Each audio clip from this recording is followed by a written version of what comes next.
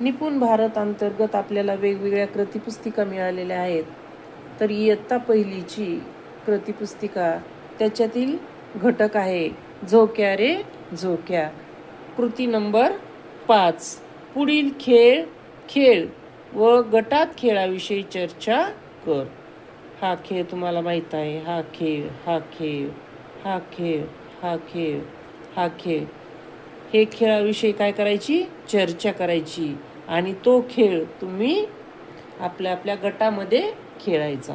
कृती नंबर 6. खालील खेळाचा आनंद घे.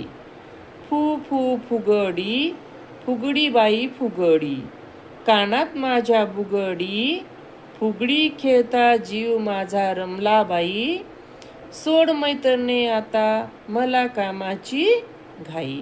अशा प्रकारचा खेळाचा आनंद तुम्ही घ्यायचा, फुगडी खेळायची. कृती नंबर 7. खाली दिलेली चित्रे पहा व मित्रासोबत गटात चर्चा कर. चित्र पाहायचं आणि चर्चा करायची. हा झोका आहे, हा पण झोका आहे, हा पण झोका आहे आणि हा पण झोका आहे. परंतु ही झोके वेगवेगळ्या प्रकारची कशी आहेत त्याविषयी काय करायची? तुमच्या मित्रासोबत गटामध्ये चर्चा करायची. आता पहा कृती नंबर 8. कोण कोठे राहते ते ओळख व रेषेने जोड. सोपा आहे. वाघ कुठे राहतो? ससा कुठे राहतो?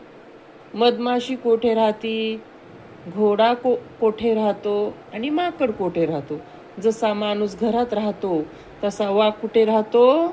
गुहेमध्ये राहतो. मग गुहे हा जोडायचं. ससा कुठे राहतो? बीळ, हे बीळ. मग ससा बिळामध्ये जोडायचं. मधमाशी, मधमाशी पोळे असतात, मधमाशीचे त्या पोळ्यामध्ये राहते. घोडा, घोड्याच्या राहण्याच्या ठिकाणाला तबेला असं म्हणतात. आणि माकड कुठे राहतं? तर माकड झाडावर राहतं, म्हणून झाडाला जोडायचं. अशा प्रकारे. कृती नंबर 9.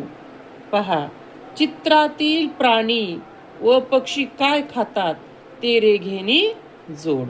बघा अ गटामध्ये काही प्राणी दिलेत आणि ब गटामध्ये ते काय खातात ते जोडायचं. मग माकड काय खातं? केळी खातं. याच्यामधलं माकड काय खातं? केळी खातं. ससा काय खातो? तर ससा गाजर खातो. आणि गाय काय खाते?